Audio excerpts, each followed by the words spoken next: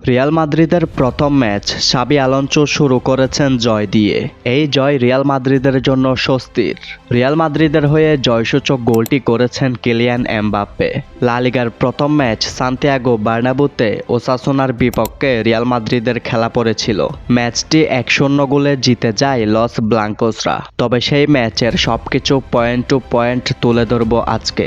এই ম্যাচ দিয়ে অভিষেক হয়ে গেল আর্জেন্টাইন ওয়ান্ডারকিড ফ্রাঙ্কো মাস্তান্তুনোর। লা লিগায় অভিষেক হয়ে গেল ট্রেন্ট আলেকজান্ডার-আর্নল্ড ও ডিয়ান হুইসেনের। অভিষেক হয়েছে আলভারো ক্যারেইরাসের।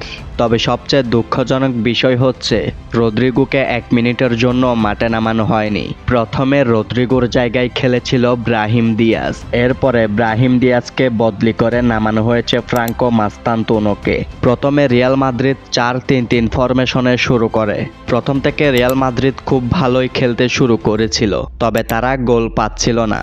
বারবার গিয়ে আটকে যাচ্ছিল ওসাসুনার ডিফেন্ডারদের কাছে। ওসাসুনার প্লেয়ারেরাও কয়েকবার অ্যাটাকে উঠেছিল, তবে রিয়াল মাদ্রিদের দেওয়ালের কাছে আটকে যায়।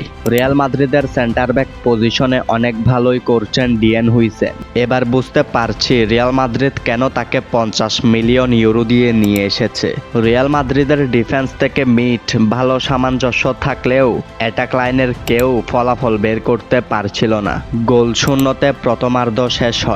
দ্বিতীয়ার্ধ শুরুর 5 মিনিট পরে 49 মিনিটে ওসাসুনার ডিবক্সের ভিতরে কিলিয়ান এমবাপ্পেকে অবৈধভাবে ফাউল করে বসে ওসাসুনার ডিফেন্ডার, এবং সেই জায়গা থেকে সরাসরি পেনাল্টি পেয়ে যায় রিয়াল মাদ্রিদ। আগে থেকেই সব ঠিকঠাক ছিল। রিয়াল মাদ্রিদের মেইন পেনাল্টি টেকার হবেন কিলিয়ান এমবাপ্পে। তিনি পেনাল্টি নিলেন, ডান পায়ের ভেলকি দেখিয়ে ডান সাইডে মারলেন, গোলকিপারকে পরাস্ত করে গোল করলেন। এরপর 1-0-তে এগিয়ে যায় রিয়াল মাদ্রিদ। পরে মাঠে আসে Dani Carvajal, Gonzalo Garcia, Franco Mastantuono. তবে 1-0 গোলের ব্যবধানের থেকে আর বেশি ব্যবধান বাড়াতে পারেনি রিয়াল মাদ্রিদ। এত সবকিছুর ভিড়ে একটা জিনিস সবার চোখেই পড়েছিল, সেটি হচ্ছে ভিনিসিয়াস জুনিয়র। ভিনিসিয়াস জুনিয়র আর আগের মতো নেই। তিনি আর আগের মতো পারফর্ম করতে পারছে না। তার সাথে আলভারো ক্যারেইরাসের ভালো লিঙ্ক আপ তৈরি হলেও তার পারফরম্যান্সে সন্তুষ্ট হচ্ছে না রিয়াল মাদ্রিদ। তিনি এখন পারছে না মাদ্রিদকে কিছু দিতে, সেই জন্য তাকে সাবস্টিটিউশন করে নেন জাভি আলোনসো। তবে সবকিছু মিলিয়ে রিয়াল মাদ্রিদ অনেক ভালো খেলেছে। রিয়াল মাদ্রিদের প্লেয়ারগুলো অনেক ভালো খেলেছে। প্রত্যেকটা প্লেয়ার লিঙ্ক আপ তৈরি করতে পারছে। রিয়াল মাদ্রিদ এইভাবে খেলতে পারলে তারা লা লিগাও জিতে যেতে পারবে। ব্যবধান বড় বিষয় নয়, এই জয়টি স্বস্তির।